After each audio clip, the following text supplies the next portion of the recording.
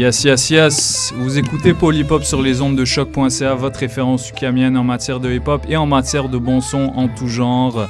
Nouvel épisode aujourd'hui.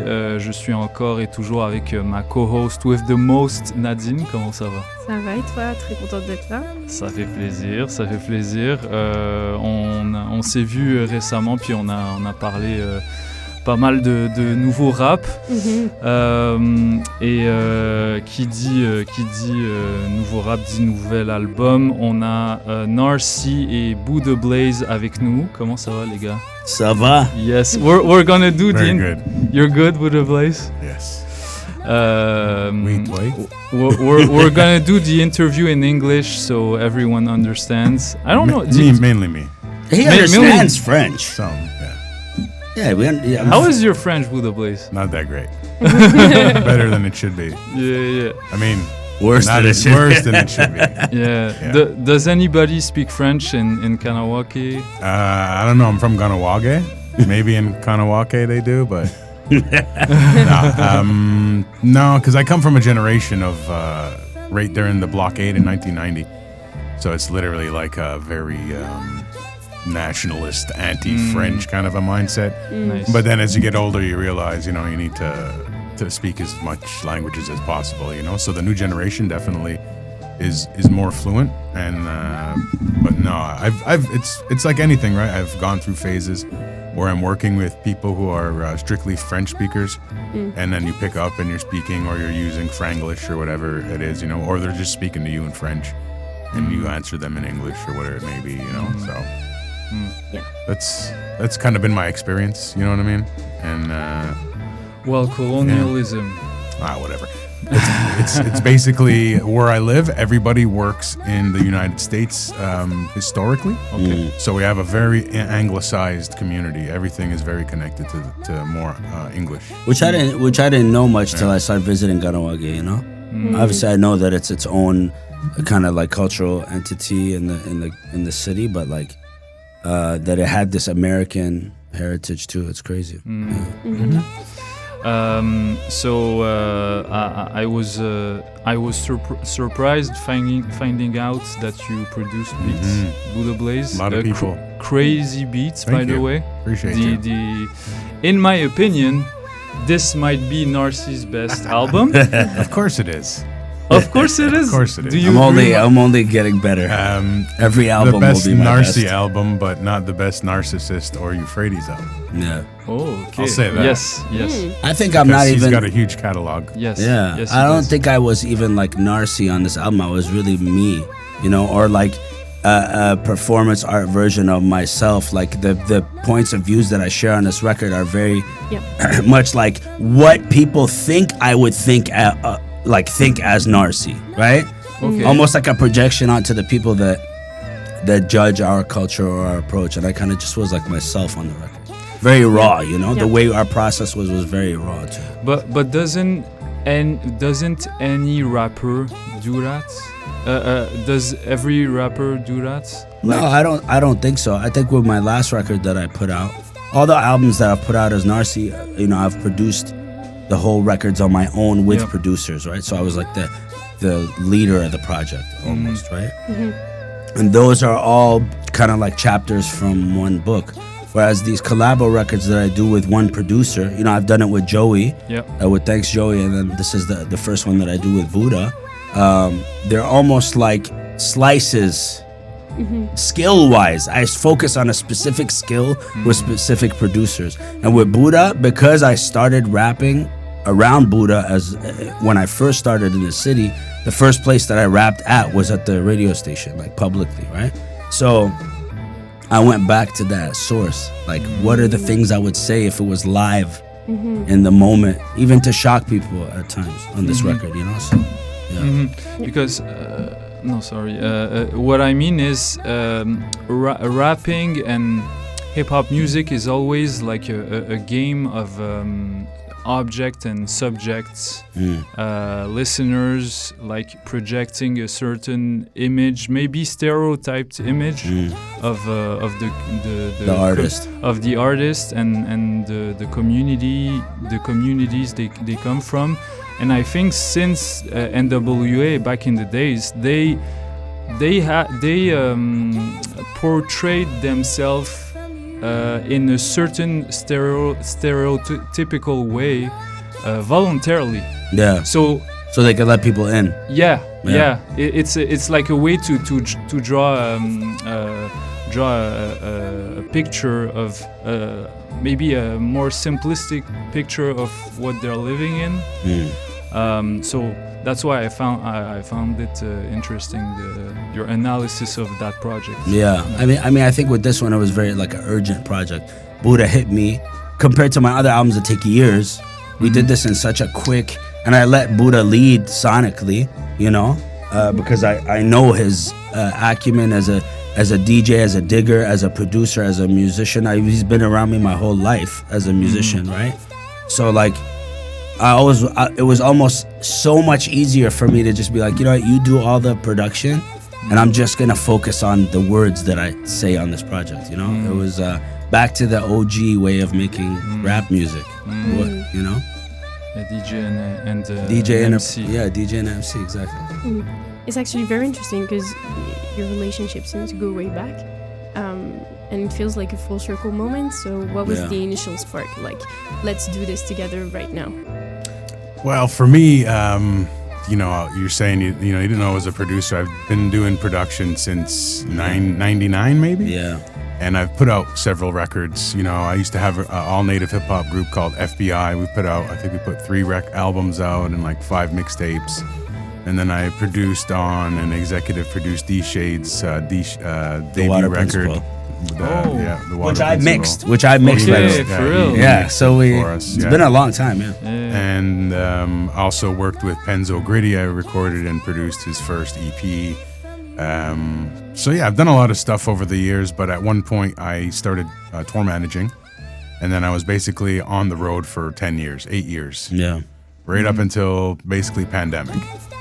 And then, between the last year and a half, I've been thinking about, I want to do production again. I want to get back into producing. As a DJ and having a radio show as well, my biggest thing is I love to find new music and put people on to new music, or just play good new songs all the time. So I'm always looking for new stuff, whatever. So I always feel like I have a pulse. I have my hand on the pulse of what's hot, or what I think is hot for the moment.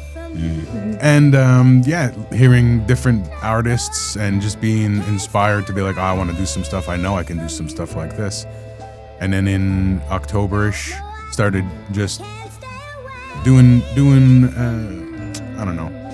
Digging, bro. Well, digging, but also just obsessive, like learning on different aspects of the technical stuff. And then in December, I bought some new equipment, and then I just started making beats.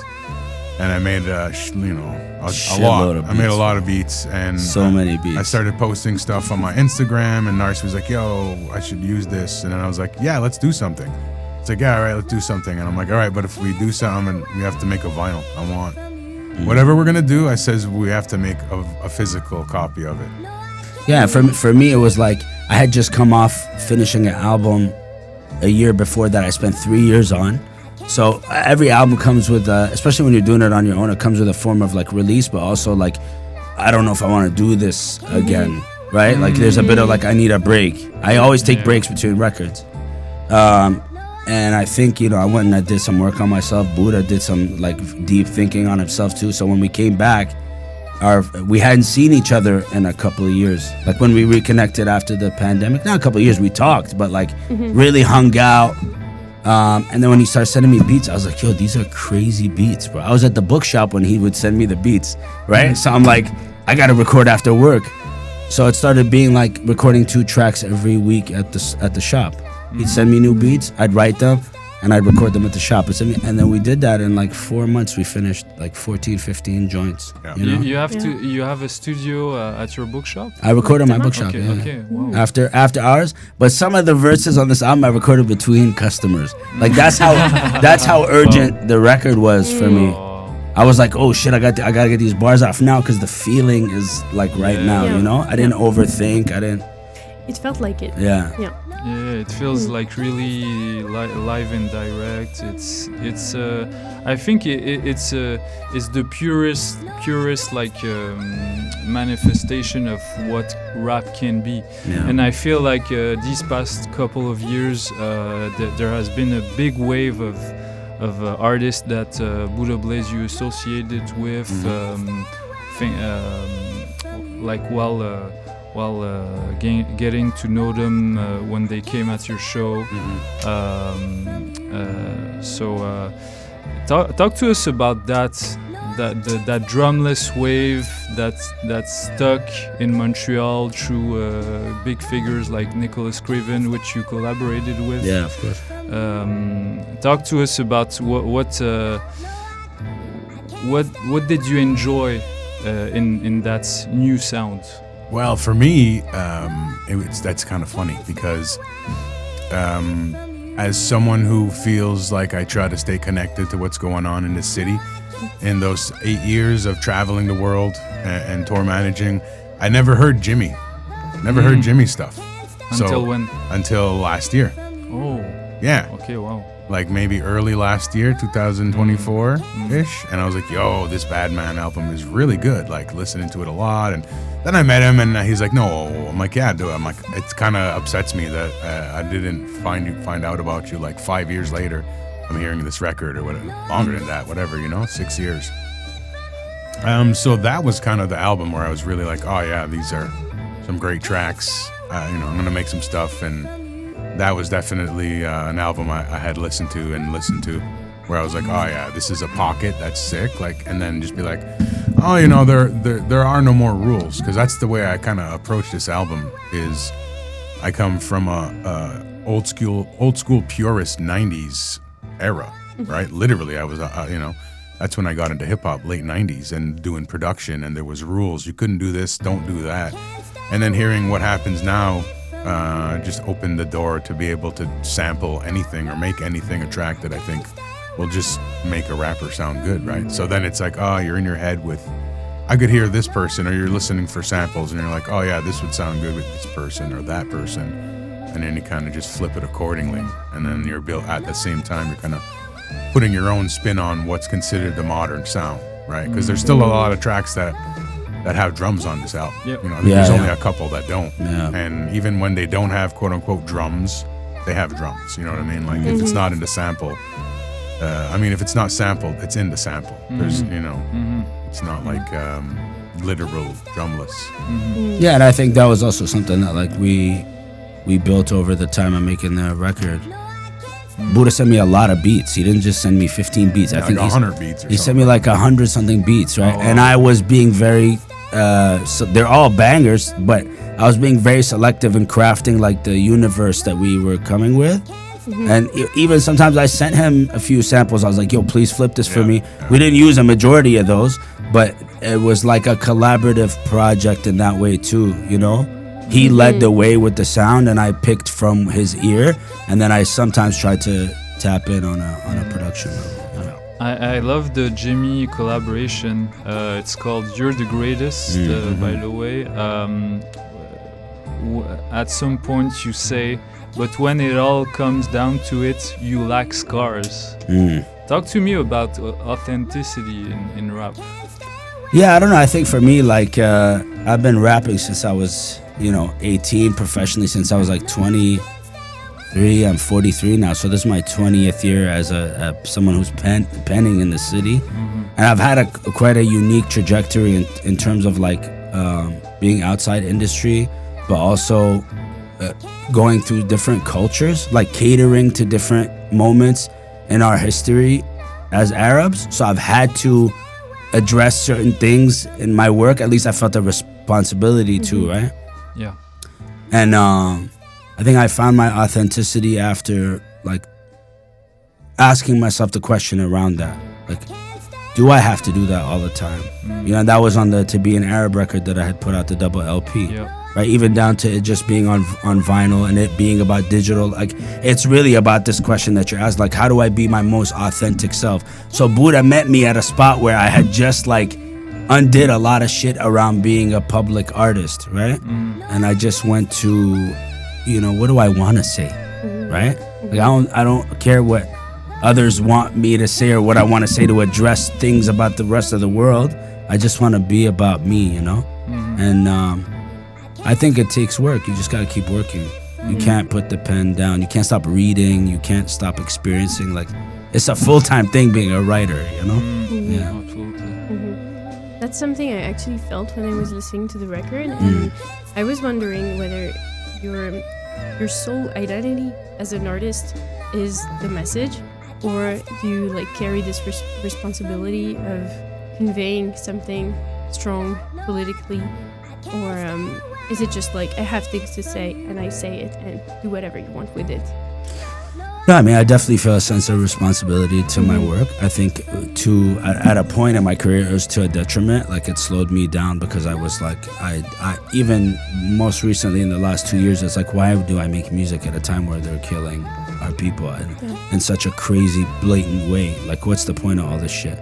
So I definitely feel a sense of responsibility. And, I've reached kids in my motherland with my music. So, like, if I am going to make music to rep my people, I got to rep it in the most authentic way of me, not as a homogenous voice, right? Yeah, I get it. But with this, I was unfiltered. Like, I said things that I shouldn't say on certain tracks, but it's like, it's a feeling that somebody feels. It's just a real raw feeling, you know what I mean? But it's a breath of fresh air at the same time. Yeah. At the same time.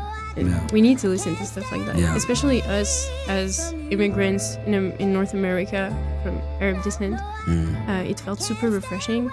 But you were saying that you reach people in your homeland with your music. So why the vinyl-only medium? With To Be an Arab? Yeah. Because To Be an Arab was for the diaspora. It was for the generation here. My generation and the generation after. Like, I'll give it to people for free. I have a link for people to listen to it. Okay. So I've shared that with a lot of people, and it's reached Iraq and stuff. But on vinyl, it's really like questioning the commodification of culture as a digital, like, free entity for people when it comes from our spirit. It's like spiritual work. Also, me controlling the means of production and knowing who I'm reaching means a lot to me. Like, shout out Marks. Yeah, the individual people. Now I know who has my album. It's a different feeling, Absolutely. And then to like bring it back to the true value of the art. It's an art. Being in a bookshop, I'm surrounded by stories all day. And when we make albums, they're stories. They're worthy to be in your bookshelf. So a vinyl is, or a CD is the OG medium. I love the original form of music. That's something I sense, because actually I wanted to ask you about your perception of technology as a way of communicating and sending your message to the world, but at the same time as kind of a parasite. If I can say it like that. In your previous project from November, you referred to an AI. An AI assistant. Yeah. So which is not a real AI assistant on my album. It was it's a voice of DJ Nuria, and it was a scripted story between me and her. Yeah, but it's a commentary on it for sure. Exactly. So I wanted to hear you about that. Like, what's your take I think I was dealing with like emotional intelligence on that project. It's about my feelings, right? So like something that's not tangible. It's something that we feel through experience and time when we navigate as people on Earth. So to juxtapose it with this AI therapy bot who learns me and figures me out, but by the end of the album, I never really needed her. She says, okay, you can go now, right? So, and then to have that in a physical, non-digital form, it's all just like a artistic presentation of the project, like how I intentionally wanted people to have it.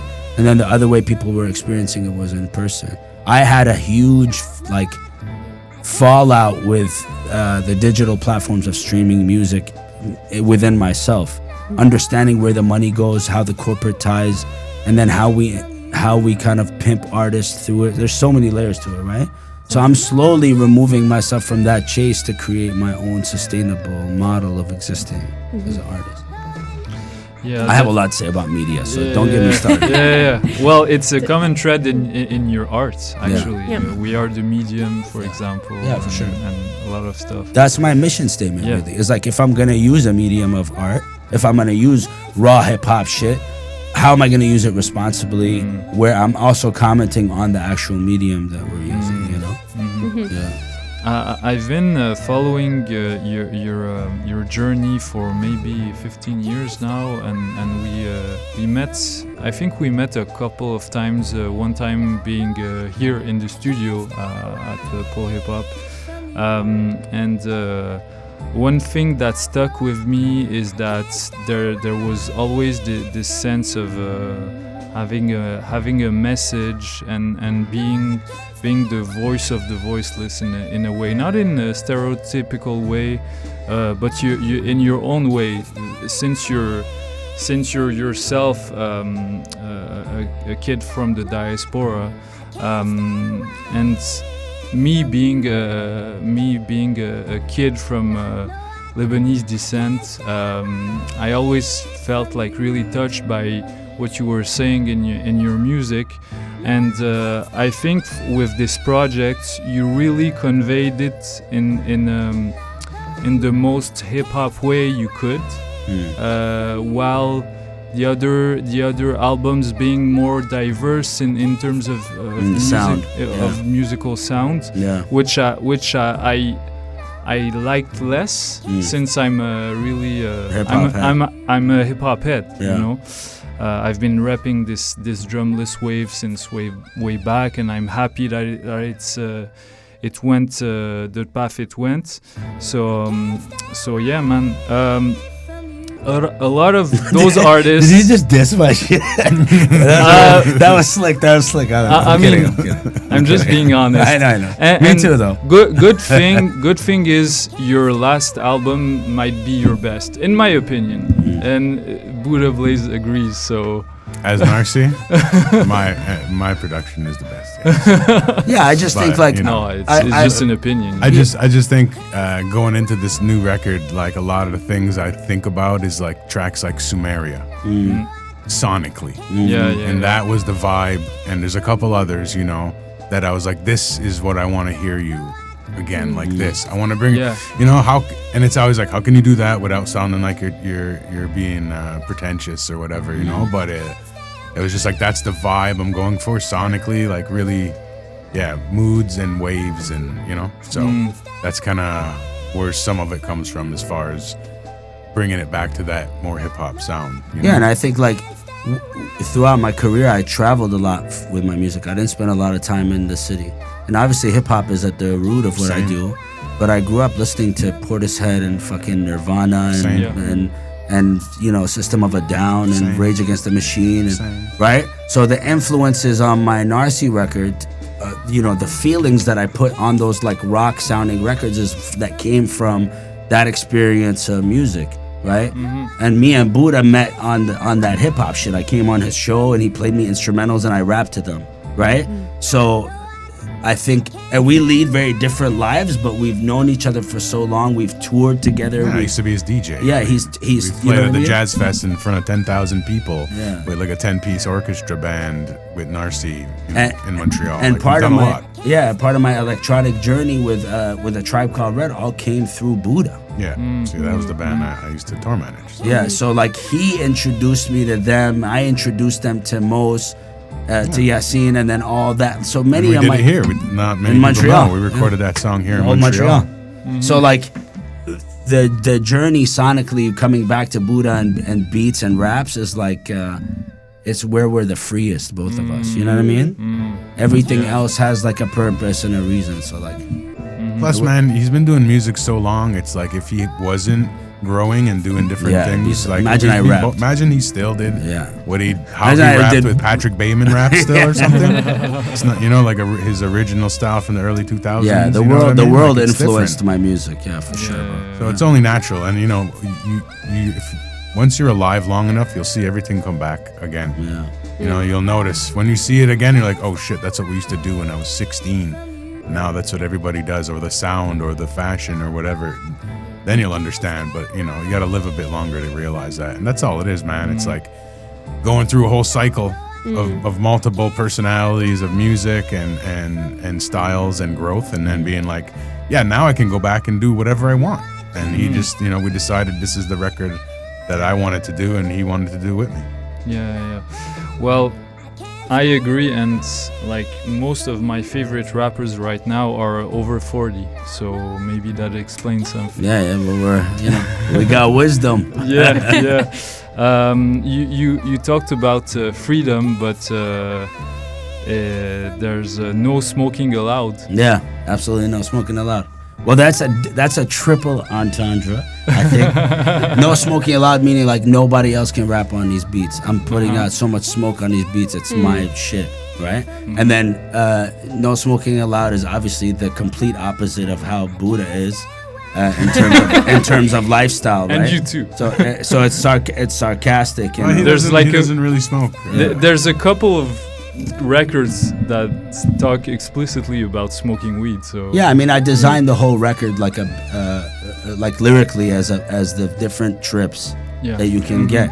The paranoid one, the tired one, the exhausted one, the loving one. This was a high concept album to start, and literally, then we not to be facetious, literally, and then we kind of sort of not dumbed it down, but you know, made it a lot more precise in our our approach of how it would be a concept or what would keep it within the concept. And it was more just creating a world than it was, okay, we can't do this or we can only do this or every song has to have like weed raps or, you know what I mean? It's like, no, they're in there or they're like, you know, alluded to, or you're doing like, you know, tracks about weed, but you're metaphorically, you know, as something else.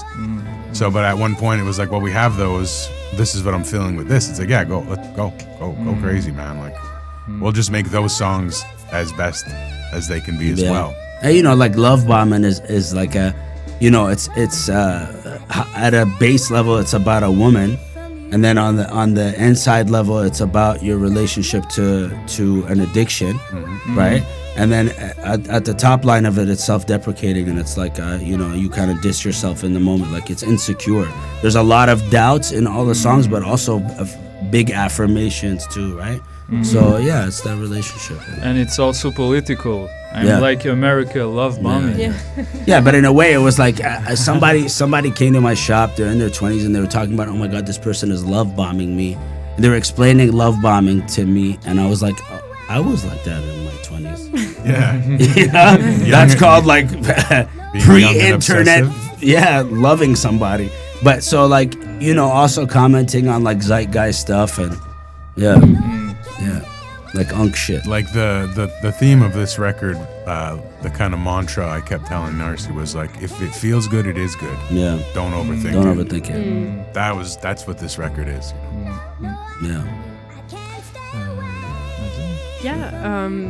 So we were talking about no smoking allowed and that initial spark. So what's up with the cover? Oh well, the cover. Great cover. We knew right away what we wanted the cover to be. Like we knew the cover before we made the record. I absolutely loved it. So for me, I you can't use the actual image because it's owned by copyright. So in a way, I wanted to, and I do a lot of photoshopping and I digitally manipulate a lot of stuff. So I cleaned up the image. I made it more dramatic. You know what I mean? Yeah, I compared it with the original one. And it took me like a while to do that, just because I didn't want to lean on AI too much to finish the art, which is very easy to do. So to make it kind of like a unique picture, and then the image itself, it represents I shared the story of it on my socials, but it's like it represents a moment in history after the Cold War in which North America's power was in question. And that's very much where we're at now with everything happening in Gaza. North America's power is very much in question. Like, how clean is this place? And we all know the answer to that question, right? So the album cover itself is a statement on its own, Like, no smoking allowed to burn the whole shit down. I boycott America as I stand on Europe. The line before that, though, you gotta have the whole. Yeah, it's what on that song I'm the anti-hero. So imagine like a superhero that's an anti-hero. You know, like anti everything, fuck everything, right? Yeah, it's like, my favorite track. Yeah, so it's like it's a mood that we've all felt at some point this year or throughout our life around the state of the world and who we are and where we're from and where we're standing. You know what I mean? The history of this land itself. So in a way, Anti-Hero was like, when he gave me the beat, I was like, yo, anything with horns is like a theme music shit, right? Yeah. So that's like the core of the character that I'm playing on the record, who's in us. And even that, I gave him the beat on a Tuesday, he recorded on a Friday, and the song was done on Monday. You know what I mean? Yeah. A lot of the stuff was very... So I didn't, he didn't allow me to like go in and edit and think about the things that I said and should I say it, right? It was like anything that I said is gonna stay on the record. The rule was you can't edit, you know? Yeah. Oh wow. There's a lot of stuff on that record. A lot of bars, a lot of clever ones. Maybe I'll go through some of them. Yeah, you sure. Can explain them. I'm interested. Yeah, sure. Yeah, You want to break down the Well, bars? that's an easy way to interview some people when they rap well. Yeah, first one would be, how can I care about beef when they kill us like cattle? Yeah, I mean, pretty, you know.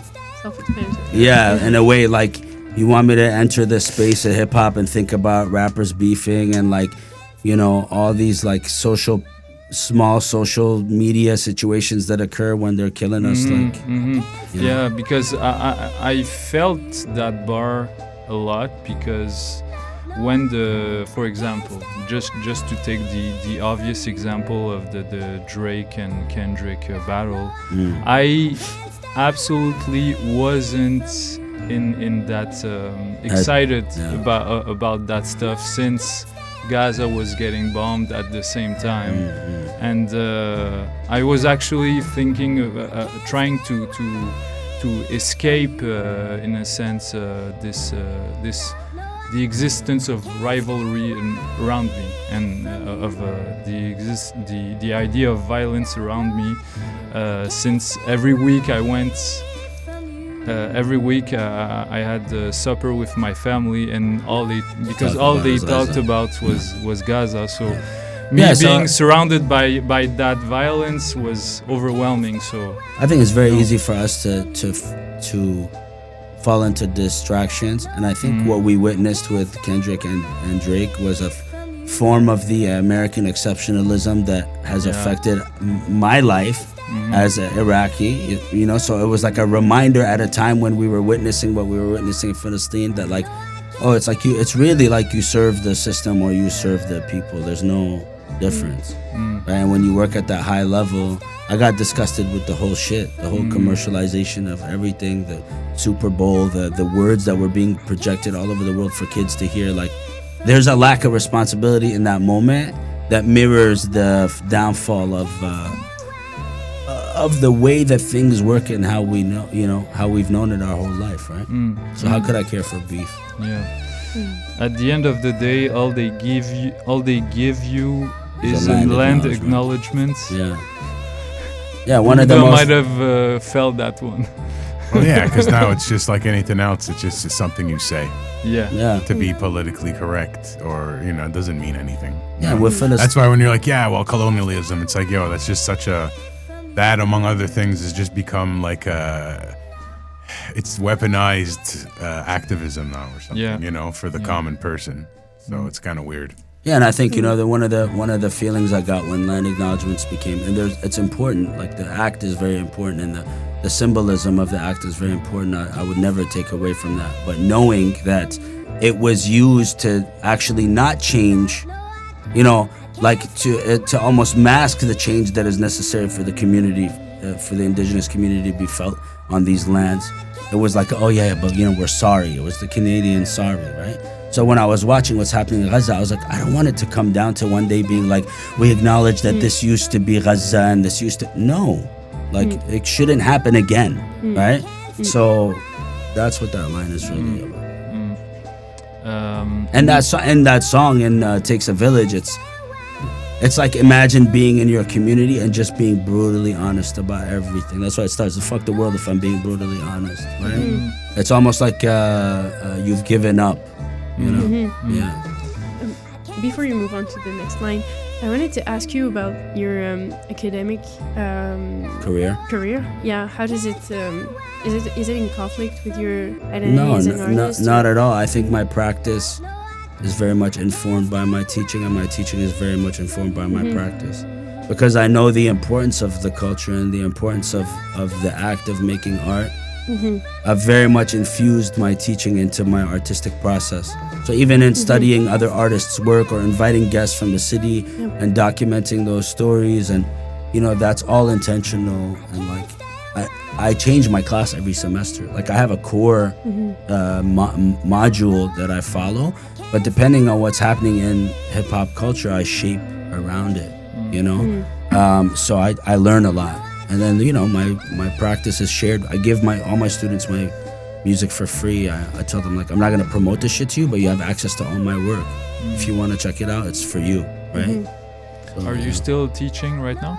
I teach in the fall. Okay. I take the summers off. What was the theme for the I'm class? just going back to back to basics, because this is I just finished my 10th year as a teacher.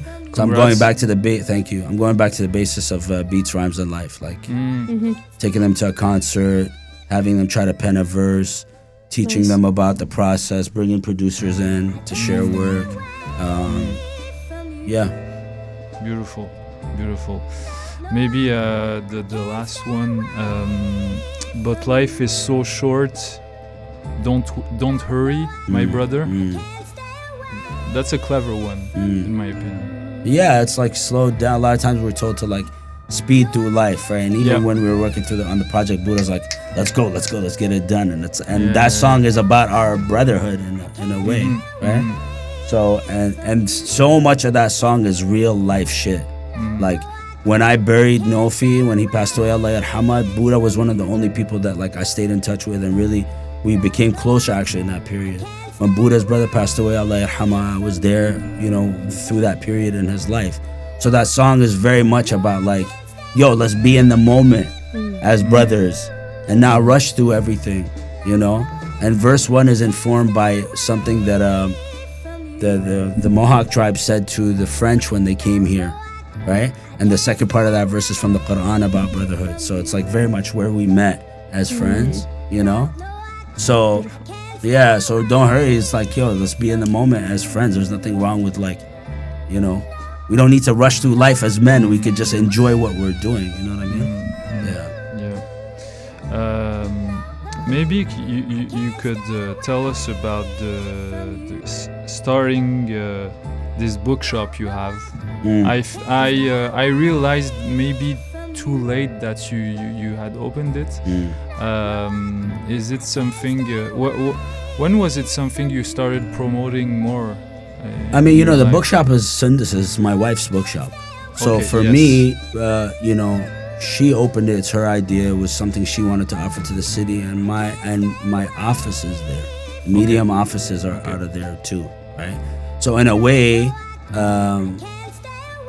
I'm like the creative director of the space. So I bring the projects, and obviously she has a lot of input, and whatever she wants to bring, she brings in, obviously. But for me, it's like I manage that part of the bookshop. You know, the artists that I bring in, like Buddha's album, his first album on vinyl is only coming out through the bookshop, right? So like there's a way for me to centralize all of the creative friends that I have and start putting out work with them. And I'm involved in the branding and the promotion of it. So I do all the art, all the visual arts, and that's where I kind of learned to do visual arts for packaging and stuff like that. And we started 3 years ago, you know, and this is we just hit our 3rd year, but it's an art project. So in a way, we wanted it to travel as opposed to being like, we opened a bookshop, come shop here. You shop here when you find us, you know? Yeah. No, so regarding Maktaba, I feel like it's a physical space, but it's also like a creative hub. Yeah. In the end. Yeah. Yeah, it's about places we could tell our stories. Soon as we start working on this album, I told Buddha, I was like, I just put my album out on vinyl through here. We should just put it out to the shop. Yeah, boom. It's a book. It's a story, right? So, and then it brings in a collaborative cultural moment in the city, in the space, you know? So yeah, there's definitely, it's just an extension of everything we do, the teaching, the art, the music, It's very coherent, your proposition. Yeah. Narcy, BuddhaBlaze, thank you for being with us today. So you have a release party next week. Tell us about that. It's going down next Friday from 9 till midnight. It's at Lulu's on Notre Dame. Lulu Épicerie. So good. Yeah. They're going to have some items for sale. Also, we're going to have some sponsored drinks. From Zamalek. What's the Zamalek is giving us like cola and their new ginger collab that they did with Oz Gang. We got menaish and shawarma from Lulu, so people can eat during the party. It's also going to be an all. Say no more. It's also going to be an all DJ vinyl night. Yeah. So myself, Pro V, and Cobal are all going to be doing DJ sets on vinyl. So come check that out. We're gonna play the album. I'm gonna play the album. Do a couple joints. Do a couple joints live off the album. And we'll also have the vinyl for sale there for everybody to grab. We'll also be doing some 420 giveaways. It's BuddhaBlaze. Smoking aloud. DJ BuddhaBlaze. DJ BuddhaBlaze. I love when Legendary. he does that. And yeah, man, people gotta put respect on Buddha's name, man. Buddha's such an integral part of the scene here, such an integral part of the cultural makeup of the hip hop community in the city. You know, I almost see their show as like a big, gatekeeper of the city in a way. Like people that come to the city should always go to Off the Hook. It's the greatest experience. And people who have come to the city for TV shows and shit have gone to Off the Hook. Yeah, we've done. Man, I don't want to humble brag, but yeah, we've done things like, Insomniac with Dave Attell. Dave Attell's probably one of the greatest comedians if you're into comedy. We've had all kind of people coming through, rappers, etc., and DJs as well, interviews. Like I said, here's a great example. We started playing Action Bronson when nobody knew who Action Bronson was. When I was associated with the Mook Life website, they brought Shout out Mook Life to Montreal, for his first show ever in Canada.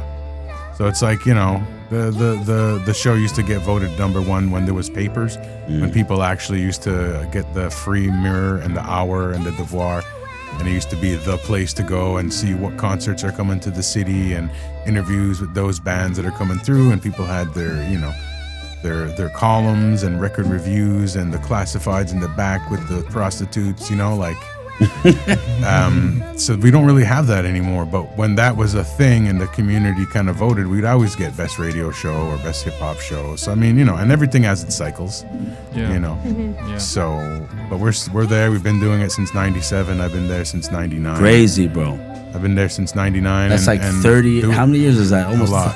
It's a lot of years. I do it for free. I do it because I love to play music. It's midnight till 2 a.m. So you've been sleeping that late since all those years? 99, yeah. You took a little. It used to be later. I took a break during the pandemic because just they wouldn't let us do the show live. Yeah. So I was doing it for a while at home, and then I got sick of that, and I kind of Pro V was doing it for me for about 16 months, 18 months or whatever. But now since January 2024, we've been there every week live.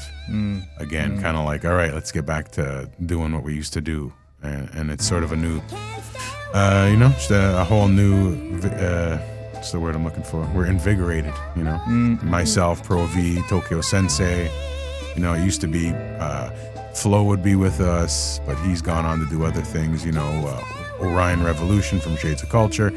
He's one of the original hosts. He kind of left in the early 2000s. Before that, Pat Rec was one of the hosts, and then before even the two of them, D Shade and DJ Choice actually started that show in '97, and I think they did it '97 to '98 or the first year a little bit, and then Orion and Pat Rec and Flo kind of took it over. So yeah, man, put some respect on Buddha, please. By the way, thank you for having me last time at the show. In distance, but I sent you a. So now we got a Serato mixer and everything. Yeah. I should come by. So now you can come by. Yeah.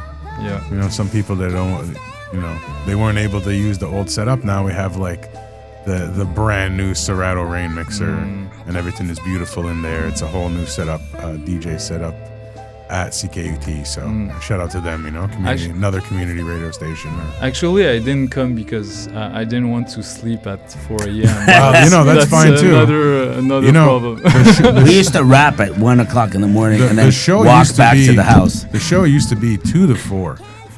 Wow. In its biggest heyday, it was 2 to 4. And what would happen is at 3 o'clock we'd do the raps. So the bars would break out. Yeah, drunken people. And would then come, everybody, and if there was a show in town, They'd the bar's come. done, they'd come through. Yeah. Because it was just perfect timing. But I'm like, I would never want to go back and do 2 to 4. That's just, that hurts after a while, you know? Yeah, You come home and man. it's daytime. Yeah. Anyways, Thank you, Narcy and guys. BuddhaBlaze, thank Thank you you. so Thank you much. so much. Thank you so much. Thank See you. you next time you come back anytime. Inshallah, man. See you on Friday. Appreciate Peace. it.